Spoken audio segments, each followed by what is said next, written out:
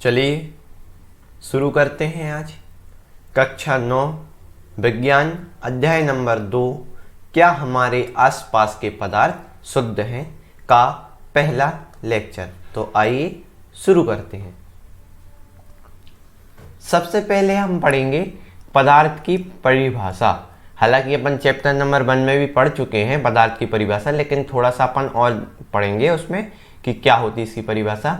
तो यह है वह वस्तु जिसका द्रव्यमान होता है वह जगह घेरती है उसे पदार्थ कहते हैं। यानी कोई भी वस्तु है जिसका द्रव्यमान होता है और वह जगह घेरती है यानी स्थान घेरती है। मान लीजिए वस्तु है, मान लीजिए ये वस्तु है, इसका द्रव्यमान है मान लीजिए 5 किलोग्राम है, ठीक है, और उसके साथ साथ ही जगह घेर रही, मान लीजिए इतना जगह घेर रही, यानी ये क्या है, एक पदार्थ है। क्या चीज़ है, यह एक पदार्थ है। ठीक है बच्चों, आया समझ में। अब आगे बढ़ते हैं। अब अपन देखते हैं पदार्थ का वर्गीकरण। क्या देखेंगे, पदार्थ का वर्गीकरण। चलिए अपन पदार्थ का वर्गीकरण करते हैं। ये अपना पदार्थ है, मान लीजिए पदार्थ है। उस पदार्थ का जो वर्गीकरण होता है ना, वो 2 भागों में किया जाता है, यानी 2 प्रकार से होता है। एक तो होता है अपना भौतिक वर्गीकरण। क्या होता है, भौतिक वर्गीकरण। और दूसरा कैसा क्या होता है, दूसरा वर्गीकरण होता है रासायनिक वर्गीकरण। कैसा वर्गीकरण होता है, रासायनिक वर्गीकरण। अब आपने देखा हो चैप्टर नंबर 1 में अपन ने देखा है कि भौतिक वर्गीकरण किस प्रकार से होता है। एक तो है ना पदार्थ किस में विभक्त हो जाता है, ठोस में, एक होता है द्रव में और एक होता है अपना गैस में। ठीक है बच्चों, तो एक ठोस में, एक द्रव में और एक गैस में। जबकि जो रासायनिक वर्गीकरण है वो कितने भागों में होता है, 2 भागों में होता है। जैसे एक होता है अपना शुद्ध पदार्थ। क्या होता है, एक शुद्ध पदार्थ, और दूसरा क्या होता है अपना मिश्रण। क्या होता है, मिश्रण। अब इन्होंने क्या किया गया है कि जो पदार्थ है उसको 2 प्रकार से वर्गीकरण किया गया है, जैसे भौतिक वर्गीकरण और रासायनिक वर्गीकरण। अब भौतिक वर्गीकरण को भी 3 भागों में ऐसा बांटा गया कि ठोस, द्रव और गैस। अब ये जो भौतिक वर्गीकरण है वो अपन ने किस में पढ़ा है, अध्याय नंबर 1 में पढ़ा है, यानी चैप्टर नंबर 1 में पढ़ा है अपन ने ठोस, द्रव और गैस के बारे में। अब ये अपन चैप्टर नंबर जो अपना 2 है उसमें क्या पढ़ेंगे, रासायनिक वर्गीकरण। क्या पढ़ेंगे, रासायनिक वर्गीकरण। तो सबसे पहले अपन ने देखा कि रासायनिक वर्गीकरण में पहले शुद्ध पदार्थ में बांटा है, फिर उसके बाद किस में बांटा है, मिश्रण में बांटा है। अब इनको भी वर्गीकृत करेंगे। शुद्ध पदार्थ को भी 2 भागों में बांटेंगे, वर्गीकृत करेंगे। एक तो होगा अपना तत्व। क्या होगा, एक तो होगा अपना तत्व और दूसरा क्या होगा अपना यौगिक। क्या होगा, एक तत्व हो गया और दूसरा क्या हो गया, यौगिक। अब मिश्रण को भी 2 भागों में अपन बांटेंगे।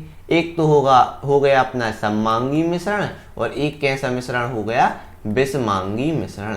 कैसा हो गया, विषमांगी मिश्रण। ठीक है भैया, ये हो गया अपना। अब इसके बाद है ना इसकी अपन परिभाषा पढ़ेंगे। हालांकि यौगिकों को भी 2 भागों में बांटते हैं, हालांकि अपने सिलेबस में नहीं है, लेकिन आपको बता दें। एक तो होता है कार्बनिक यौगिक। कैसे यौगिक, कार्बनिक यौगिक। और एक होते हैं अकार्बनिक यौगिक। क्या होते हैं, एक अकार्बनिक यौगिक। ठीक है बच्चों, तो ये अपना हो गया पदार्थों का वर्गीकरण। पदार्थों का वर्गीकरण हो गया अपना। अब इसके बाद अपन क्या करेंगे, पदार्थ का वर्गीकरण हो गया, अब अपन पढ़ेंगे इसके आगे। तो आशा करते हैं कि इतना तो समझ में अपन को आया ही होगा। आगे बढ़ते हैं अपन। अब अपन पढ़ेंगे शुद्ध पदार्थ की परिभाषा। किस चीज़ की अपन ने वर्गीकरण किया था, रासायनिक वर्गीकरण। तो सबसे पहले क्या हुआ था, पदार्थ को रासायनिक वर्गीकरण में बांटा था। तो शुद्ध पदार्थ में बांटा था और मिश्रण में बांटा था। तो शुद्ध पदार्थ और मिश्रण क्या होता, यही अपन पढ़ेंगे। तो चलिए सबसे पहले अपन पढ़ेंगे शुद्ध पदार्थ की परिभाषा। तो एक ही प्रकार के कणों से मिलकर बने पदार्थ शुद्ध पदार्थ कहलाते हैं। यानी कोई भी मान लीजिए पदार्थ है और वो एक ही प्रकार के कणों से मिलके बना हो। मान लीजिए उदाहरण के लिए ले शुद्ध घी। मान लीजिए अपन ने क्या लिया, शुद्ध घी। तो देखें तो यहाँ पूरा जब ये पदार्थ है ना पूरा, ये पूरे घी है मान लीजिए, तो इसमें पूरे घी के कण होंगे, यानी ये है, ये भी कण घी का, ये भी कण घी का, यानी सारे कण जो है यदि घी के ही है, इसलिए अपन कहेंगे ये शुद्ध घी है। तो यही शुद्ध पदार्थ की परिभाषा है कि एक ही प्रकार के कणों से मिलकर बने पदार्थ शुद्ध पदार्थ कहलाते हैं। ठीक है बच्चों, क्या कहलाते हैं? अपना शुद्ध पदार्थ कहलाते हैं। अब आगे बढ़ते हैं अपन। अब अपन पढ़ेंगे मिश्रण की परिभाषा। मिश्रण क्या चीज होती है? तो दो या दो से अधिक शुद्ध पदार्थों के अनिश्चित अनुपात में मिलने से बने पदार्थ जिसमें उनके अवयवों के गुण विद्यमान होते हैं मिश्रण कहलाते हैं। क्या कहलाते हैं? अपने मिश्रण कहलाते हैं। ठीक है, तो ये अपनी मिश्रण की परिभाषा है। ये क्या कहना चाहता है? मान लो या फिर दो पदार्थ हैं अपने, या दो से अधिक भी हो सकते हैं, लेकिन मान लीजिए दो पदार्थ हैं, उनको अनिश्चित अनुपात में मिलाना है। यानी मान लीजिए 1 किलो अपन ने लोहा ले लिया और मान लीजिए 2 किलो रेत ले ली। 2 किलो क्या ले ली? रेत ले ली, और 1 किलो क्या ले लिया?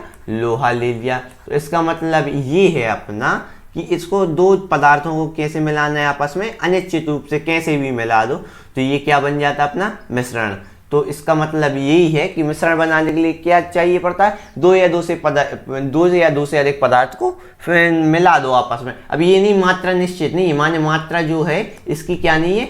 फिक्स नहीं है। माने मात्रा जो फिक्स नहीं है, ये तो जितना भी आप मिला सको, इसलिए तो ये मिश्रण है। मान लीजिए ये अपन 1 किलो लोहा मिलाया, 2 किलो रेत मिलाई, मान लीजिए 3 किलो रेत मिला ली, मान लीजिए ये 4 किलो कर दिया लोहा, तो अनिश्चित अनुपात में, कोई फिक्स नहीं है, इसलिए ये मिश्रण है। यही अपन ने लिखा है ना कि दो या दो से अधिक शुद्ध पदार्थों की अनिश्चित अनुपात में मिलने। कैसे? अनिश्चित अनुपात में मिलने से बने पदार्थ जिसमें उनके अवयवों के गुण विद्यमान होते। मान लीजिए ये लोहा है, मान लीजिए अभी लोहा है, इसको मिलाया अपन ने रेत में, लेकिन लोहा क्या करता है? चुंबक से चिपक जाता है, माने उससे ना जुड़ जाता है। जबकि क्या होता है, यदि ना अपन इसको रेत में मिला भी दें, तब भी अगर यहाँ चुंबक करें, माने चुंबक पास मिलाए लोहे के, तो भी ये चिपक जाता है। माने इसका मतलब ये है अपना कि इसमें अपने जो लोह तत्व के गुण हैं वो तो विद्यमान है, चाहे वो किसी चीज में भी मिला दिए गए, उससे कोई मतलब नहीं रहता। यानी मिश्रण में जो उनके अवयवी तत्वों के गुण होते हैं ना, वो क्या होते हैं? विद्यमान होते हैं। ठीक है बच्चों, आगे बढ़े अपन। अब अपन पढ़ेंगे इसका उदाहरण देख ले मिश्रण का। तो रेत तथा कील का मिश्रण। मान लीजिए अपने पास रेत है, ये रेत रखी हुई है, इसमें अपन ने कीलें मिला दी। क्या मिला दी? कीलें, लोहे की जो कीलें रहती हैं ना, वो मिला दी। तो ये मिश्रण कैसा हो गया? ये मिश्रण का क्या हो गया? उदाहरण हो गया। ठीक है, अनिश्चित अनुपात में मिलाया अपन ने। मान लीजिए कितनी भी कील मिला दी, कितनी भी रेत मिला दी, उससे कोई फर्क नहीं पड़ता है। ठीक है, अब आगे बढ़ते हैं अपन।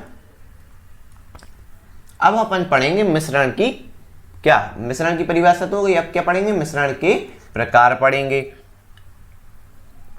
सबसे पहला कौन सा मिश्रण है? सममांगी मिश्रण। कौन सा मिश्रण है? सममांगी मिश्रण। तो सममांगी मिश्रण की बनावट प्रत्येक स्थान पर समान होती है। अर्थात एक और परिभाषा अपन देखें अथवा में, वह मिश्रण जिनकी बनावट क्या है? जिनकी बनावट क्या हो? समान होती है, सममांगी मिश्रण कहलाता है। अब परिभाषा से आपको अगर अच्छे से समझना है ना, तो एक अपन उदाहरण लेके समझ लें। मान लीजिए अपना है नमक या चीनी का जल में विलयन। मान लीजिए अपना एक गिलास है या पात्र है, मान लीजिए इसमें अपन ने जल भर दिया। क्या भर दिया? जल भर दिया। ठीक है, इसमें मिला दी अपन ने चीनी यानी शक्कर मिला दी, और इसको क्या कर दिया? इसमें घोल लिया पूरा। तो ये आपस में पूरे में मिल गई। आपने देखा होगा, अब इसको जब चीनी को जैसे नींबू पानी बनाते हैं अपन, तो इसमें चीनी डाली, थोड़ी सी नमक डाली और है ना नींबू डाला, तो इसको अच्छे से मिला दिया अपन ने। तो अब क्या नींबू अलग दिख रहा? क्या इसमें नहीं दिख रहा। शक्कर अलग से दिख रही? नहीं दिख रही। सब क्या हो गया? पानी में मिल गया, यानी घुल गया। तो ऐसा कि अपन यहाँ भी देखेंगे ना, तो सिर्फ अपन को पानी पानी दिखेगा, जबकि अगर इसको पिएंगे अपन तो स्वाद में नींबू पानी का स्वाद आएगा, क्योंकि नींबू भी मिला है, शक्कर भी मिला है, नमक भी मिला है, ऐसी बहुत सारी चीज़ें मिली जो मिलती हैं। तो इसका मतलब ये कि अपन देखो दूर से देख रहा है तो ये अपन को पानी ही नजर आ रहा है, लेकिन जब अपन इसका स्वाद लेंगे तो इसमें अपन को नींबू का स्वाद भी आएगा, नमक का स्वाद भी आएगा, शक्कर का भी स्वाद आएगा। तो इसका मतलब ये देखो यहाँ मिल गई, ये दिख नहीं रही है, लेकिन यहाँ भी देखें तो भी अपन को पानी नजर आएगा, यहाँ देखें तो भी पानी नजर आएगा, यहाँ देखें तो भी पानी नजर आएगा। मानी हर जगह उसकी बनावट क्या है, सेम है, लेकिन इसका स्वाद अलग अलग है। तो इसका मतलब ये है कि प्रत्येक स्थान पर जब बनावट सेम लगने लगे, भले ही अपन ने मिला दिया, देखो मिश्रण बनाया, पहले अपने पास मात्र क्या था, पानी था, ठीक है, उसमें अपन ने क्या मिला दिया, नींबू भी मिला दिया, उसमें क्या मिला दी, शक्कर भी मिला दिया अपन ने, उसमें क्या मिला दिया, नमक भी मिला दिया, और इसको आपस में क्या कर दिया, घोल लिया। तो देखो अब घोल लिया तो इसमें बिल्कुल लग तो पानी ही रहा है, लेकिन क्या है, अपन को जब स्वाद लेते हैं ना तो इसमें नमक का भी स्वाद आता है, पानी, ठीक है, और इसके बाद नींबू का भी स्वाद आता है, लेकिन देखने में तो ऐसा लगता है ये पानी, माने प्रत्येक स्थान पर एक सी बनावट रहेगी। यानी यहाँ ये नहीं दिखेगा कि यहाँ नींबू दिख रहा हो, कि यहाँ शक्कर दिख रही हो, या कुछ यहाँ नमक दिख रहा हो, या कुछ भी। ठीक है बच्चों, आया समझ में? आगे बढ़ते हैं अपन। अब अपन पढ़ेंगे बिस्मांगी मिश्रण। कौन सा मिश्रण पढ़ेंगे? बिस्मांगी मिश्रण। इसका देखिए परिभाषा इसकी, वह मिश्रण जिसके अंश भौतिक दृष्टि से पृथक होते हैं, क्या होते हैं? पृथक होते हैं, बिस्मांगी मिश्रण कहलाता है। उदाहरण देखें पहले, सबसे पहले जल व तेल का मिश्रण, नमक व लोहे के छीलन का मिश्रण। चलिए अपन जैसे अपन एक और उदाहरण लेके समझेंगे। ये परिभाषा तो अपन ने पढ़ी कि वह मिश्रण जिसके अंश भौतिक दृष्टि से पृथक पृथक होते हैं बिस्मांगी मिश्रण कहलाते हैं। अब इसको अपन को परिभाषा से अगर अच्छे समझ में ना आया हो तो अपन उदाहरण से समझेंगे। मान लीजिए अपना ये पात्र है, ठीक है बच्चों, ये अपना पात्र है, इसमें भरा हुआ है क्या? जल भरा हुआ है। क्या भरा हुआ है? जल भरा हुआ है, ठीक है। अब अपन ने क्या लिया? छोटे छोटे पत्थर के टुकड़े इसको क्या किए? इसमें मिलाए। क्या मिलाए? पत्थर के टुकड़े इसमें क्या कर दिए? मिलाए, ठीक है, मिला दिए। अब आप देखें अपन को यहाँ जल स्पष्ट रूप से अलग दिख रहा है, दिख रहा है कि नहीं दिख रहा है? ये पत्थर स्पष्ट रूप से अलग दिख रहे हैं, दिख रहे हैं कि नहीं दिख रहे हैं? इसका क्या मतलब है कि इनकी बनावट हर जगह अलग अलग दिख रही है, माने इसके जो अभी अभी भाग है, पदार्थ हैं, वो अलग अलग दिख रहे हैं। और ये अलग अलग दिख रहा है। देखो सममांगी मिश्रण में क्या होता था, जब अपन नींबू वगैरह, पानी वगैरह, जल को सब, पानी को उसमें नमक में सब मिलाते थे तो वो बिल्कुल पानी लगता था, पूरे में एक सी बनावट रहती थी, तो इसलिए अपन उसको क्या बोलते थे? सममांगी मिश्रण। जबकि इसमें देखो पत्थर अलग दिख रहे हैं अपने और जल अलग दिख रहा है, तो इसका मतलब है इसकी बनावट असमान है, भौतिक दृष्टि से पृथक पृथक। देखो ये पत्थर अलग दिख रहा है यानी ठोस रूप में, और ये द्रव्य अलग दिख रहा है अपना पानी, तो इसका मतलब है कि ये कौन सा मिश्रण होगा? बिस्मांगी मिश्रण होगा। कैसा मिश्रण होगा अपना? बिस्मांगी मिश्रण होगा, ठीक है बच्चों। बाकी इसके अन्य उदाहरण ये भी है कि जल व तेल का मिश्रण। आप मान लीजिए आपने जल भरा और उसमें तेल मिला दिया, तो तेल क्या होता है? ऊपर तैरता रहता है ना पानी के, तो देखो अलग अलग दिख रहा है, इसलिए कौन सा मिश्रण कहलाया? बिस्मांगी मिश्रण कहलाया। अब देखिए नमक व लोहे के छीलन का मिश्रण। मान लीजिए नमक और लोहे को मिला दिया आपस में, तो नमक अलग दिखेगा आपको और लोहा अलग दिखेगा, तो इसलिए कौन सा मिश्रण कहलाया? बताइए आप? बिस्मांगी मिश्रण, ठीक है बच्चों। आगे बढ़ते हैं अपन। अब अपन पढ़ेंगे तत्व की परिभाषा। किस चीज की परिभाषा पढ़ेंगे अपन? तत्व की परिभाषा। तो क्या है, चलिए देखते हैं। एक ही प्रकार के परमाणुओं से बने पदार्थ तत्व कहलाते हैं। यानी देखो अपन ने जब है ना शुद्ध पदार्थ की परिभाषा पढ़ी थी तो वहां क्या लिखा था कि एक ही प्रकार के कणों से मिलकर बनते हैं, तो वो क्या कहलाते हैं? अपने शुद्ध पदार्थ। लेकिन तत्व की परिभाषा में अपन क्या जोड़ते? कण की जगह परमाणु जोड़ते हैं। तो तत्व की परिभाषा क्या हो गई? एक ही प्रकार के परमाणुओं से बने पदार्थ तत्व कहलाते हैं। जैसे उदाहरण ले अपन, ये सोना और क्या ले? चांदी। देखो मान लीजिए अपना 1 किलो सोने की ईंट है, मान लीजिए कितने? 1 किलोग्राम सोने की ईंट है, ठीक है। तो यहाँ ये परमाणु है, ये भी सोने का रहेगा। यदि यहाँ देखें तो ये भी परमाणु सोने का रहेगा, यहाँ देखें तो सब परमाणु सोने के रहेंगे। माने पूरी ईंट में देखेंगे तो सब परमाणु किसके मिलेंगे आपको? सोने के ही मिलेंगे, और सोने के हैं इसलिए ये पूरा तत्व है। माने परिभाषा ही से स्पष्ट हो रहा है कि एक ही प्रकार के परमाणुओं से बने पदार्थ तत्व कहलाते हैं। ये इसके उदाहरण हो गए, ठीक है बच्चों। आगे बढ़ते हैं अपन। अब अपन पढ़ेंगे यौगिक। क्या पढ़ेंगे अपन? यौगिक। तो इसकी परिभाषा पढ़ते हैं। दो या दो से अधिक तत्वों के निश्चित अनुपात में मिलने से बने पदार्थ जिनके गुण अपने अवयवी तत्वों के गुणों से सर्वथा भिन्न होते हैं, यौगिक कहलाते हैं।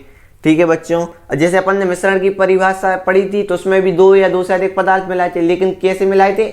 मिश्रण में अनिश्चित अनुपात में, जबकि यौगिक में कैसे मिलाते हैं? निश्चित अनुपात में मिलाते हैं। और जो नया पदार्थ बनता है उसके गुण होते हैं, जो नया पदार्थ है उसके गुण अपने अवयवी तत्वों के गुण से क्या होते हैं? भिन्न होते हैं। और मिश्रण में क्या होता था कि उसके माने जो गुण होते वो विद्यमान होते माने रहते। जैसे लोहा है तो वो चुंबकत्व का गुण नहीं छोड़ता, लेकिन यहाँ जब नया पदार्थ बनेगा तो जो जिस पदार्थ से बना है ना तत्व से, उसके गुण को नहीं दर्शाएगा, जबकि नए गुण दर्शाने लगेगा।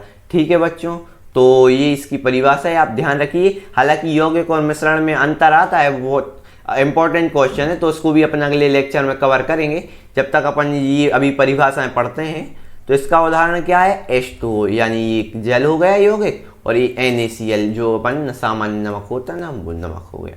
ठीक है, तो ये उदाहरण हो गए, ये परिभाषा हो गई कि जब दो या दो से अधिक पदार्थ, मान लीजिए एक पदार्थ A अपना और दूसरा पदार्थ अपना B है, दोनों को आपस में मिलाते हैं तो एक नया पदार्थ C बनता है।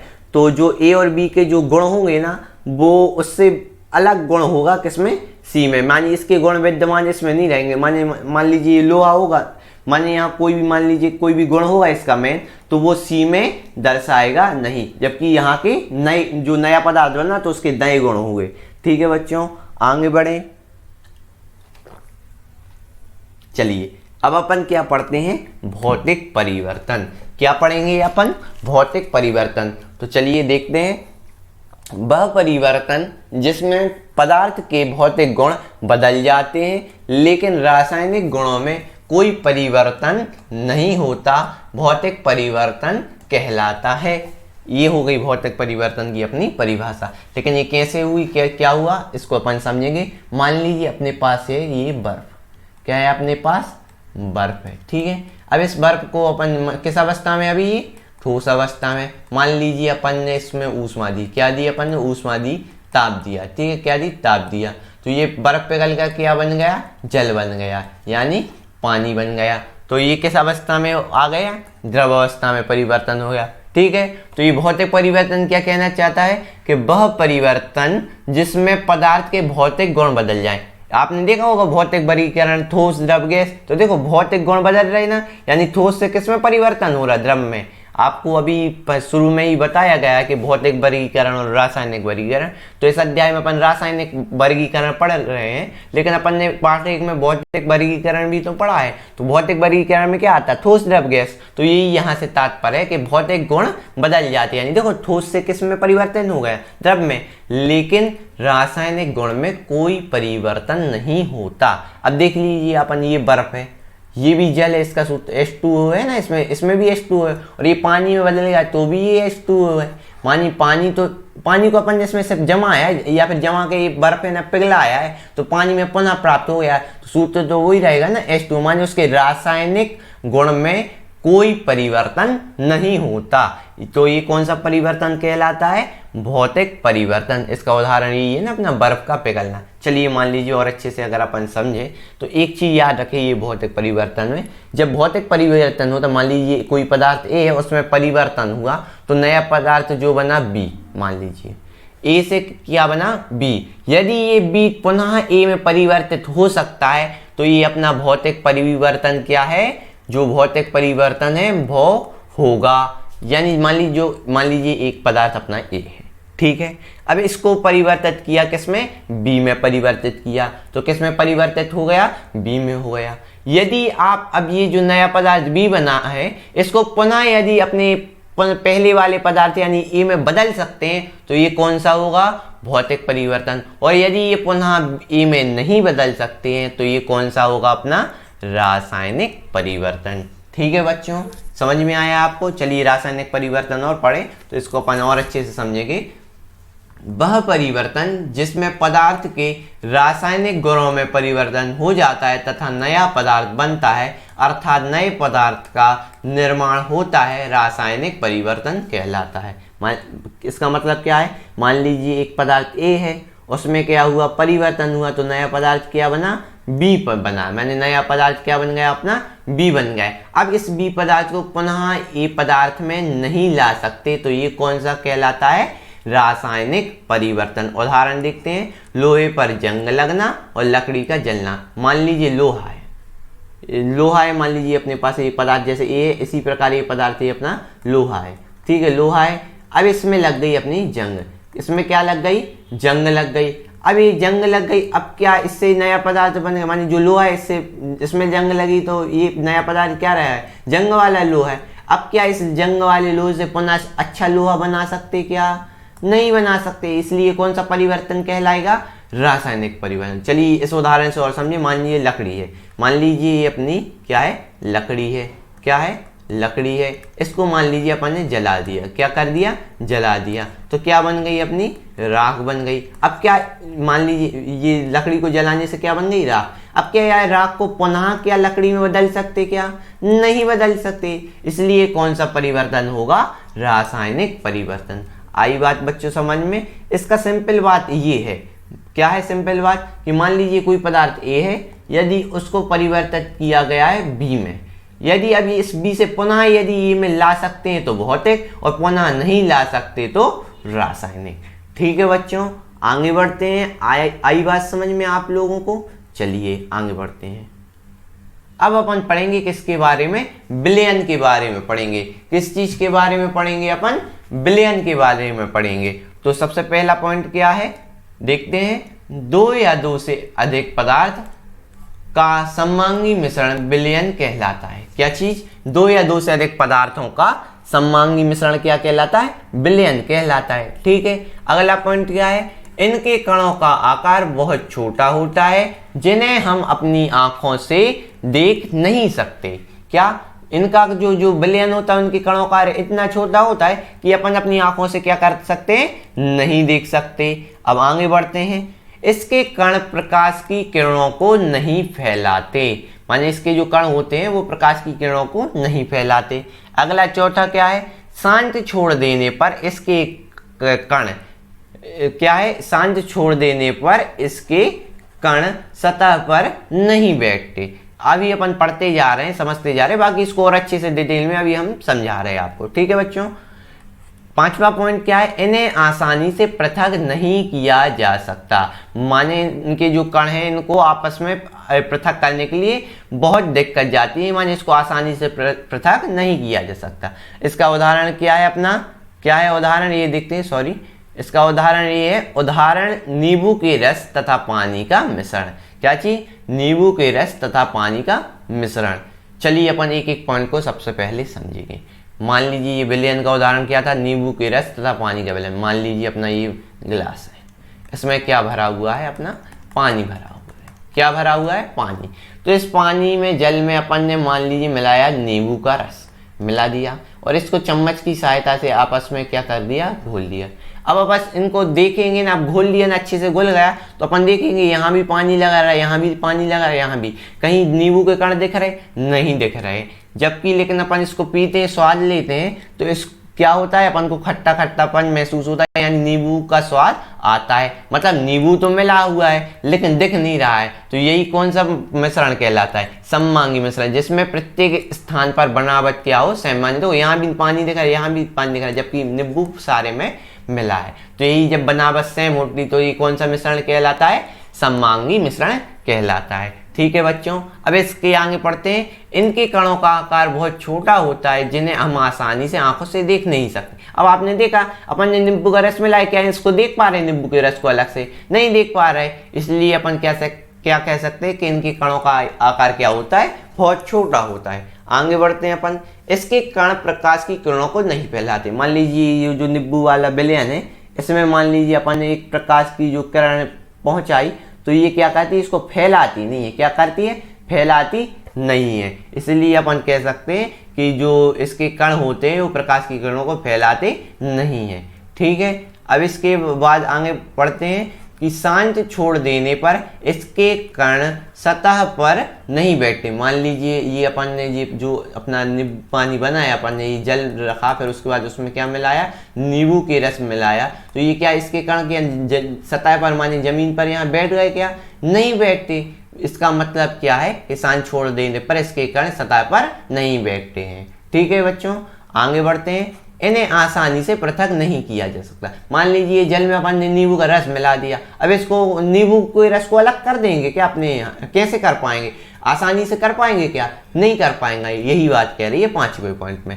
लास्ट पॉइंट क्या है, उदाहरण है ये नींबू के रस तथा पानी का मिश्रण। आशा करते हैं बच्चों आपको विलयन की जो है ना पॉइंट है अपन को समझ में आया होगा। अब इसके बाद आगे बढ़ते हैं अपन। अब है निलंबन। किस चीज की परिभाषा है अब, निलंबन। तो चलिए पढ़ते हैं। निलंबन एक विषमांगी मिश्रण है। निलंबन क्या है, एक विषमांगी मिश्रण है। ठीक है, विषमांगी मिश्रण माने निलंबन का एक उदाहरण ले लें तो अपने आप समझ में आ जाएगा क्या चीज कहलाता। पत्थर तथा पानी का मिश्रण। मान लीजिए अपना ये देखो, सबसे पहले ये अपना पात्र है, इसमें क्या भरा हुआ है, पानी भरा हुआ है, और इसमें अपन ने मान लीजिए पत्थर डाल लिए, तो ये पत्थर अलग दिख रहे हैं अपन को, और ये जल अपना अलग दिख रहा है। तो दोनों अलग अलग दिख रहे हैं ना, इसकी बनावट क्या सेम है, नहीं है, इसलिए कौन सी कहलाएगी, विषमांगी मिश्रण। ठीक है बच्चों, अगला पॉइंट पढ़ते हैं। इनके कणों का आकार बड़ा होता है। देखो अब अलग ही दिख रहा है, जल अलग दिख रहा है, पत्थर अलग दिख रहा है, इसलिए अपन कहेंगे इनके कणों का आकार क्या होता है, बड़ा होता है। आगे बढ़ते हैं। इसके कण प्रकाश की किरणों को फैला देते हैं। मान लीजिए अपन इसमें प्रकाश की किरण डालते हैं ना, तो ये क्या कर देते हैं, फैला देते हैं। ठीक है बच्चों, आगे बढ़ते हैं। शांत छोड़ने पर इसके कण सतह पर बैठ जाते हैं। मान लीजिए अब तो तुरंत है, आपने देखा होगा पानी भरा है, उसमें पत्थर डाल दो, सीधे वो कहाँ आ गए, नीचे सतह पर बैठ गए, सीधे आके देखो, आपने डाला होगा, देखा करा होगा ये प्रयोग, या पे घर पे कुछ ना कुछ काम से, कि कभी भी किसी पात्र में जल भरा है, उसमें अगर अपन ने पत्थर डाल लिया तो वो क्या सीधे चला जाता है ना सतह पे। यही है कि शांत छोड़ने पर इसके कण सतह पर बैठ जाते हैं। आगे बढ़ते हैं अपन। इसे छानन विधि द्वारा पृथक किया जाता है या किया जा सकता है। अब देखो मान लीजिए अपना गलती से ये जल है, इसमें क्या भर दिया, माने क्या डाल दिया, पत्थर डाल गए गलती से। तो अब इसको पत्थर को अलग करना और पानी को हमें अलग करना, क्योंकि हमें सिर्फ पानी चाहिए, पत्थर नहीं चाहिए। तो अपन क्या करेंगे, आपने देखा होगा घर में जब पानी भरते हैं तो छन्नी का उपयोग करते हैं, या जैसे मान लो चाय को छानते, मान चाय पत्ती अलग करना होता है चाय से, तो अपन छन्नी लगा देते ना। इसी प्रकार एक छन्नी लगाएंगे, उसमें ये वाला पूरा विलयन डालेंगे, तो पत्थर पत्थर ये छन्नी में रह जाएंगे और पूरा पानी यहाँ एकत्रित हो जाएगा। आई बात बच्चों समझ में। और ये उदाहरण है कि पत्थर तथा पानी का मिश्रण।